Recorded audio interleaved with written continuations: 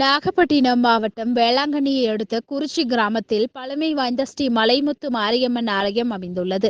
இவ்வாலயத்தில் ஆடி திருவிழாவை முன்னிட்டு விவசாயம் செழிக்க வேண்டியும் போதிய மழை பொழிய வேண்டியும் 108 கஞ்சி கலயம் எடுத்து வந்து அம்மனுக்கு வழிபாடு செய்தனர். கஞ்சி கலயமானது குறிச்சி அபிராமி அம்மன் ஆலயத்திலிருந்து விரதம் இருந்த 108 பெண்கள் கஞ்சி கலயங்களை சுமந்து வந்து அம்மனுக்கு சிறப்பு வழிபாடு செய்தனர். அதனைத் தொடர்ந்து அம்மனுக்கு பால், பன்னீர், சந்தனம் உள்ளிட்ட திரவிய பொருட்கள் கொண்டு சிறப்பு அபிஷேக ஆராதனை செய்யப்பட்டது.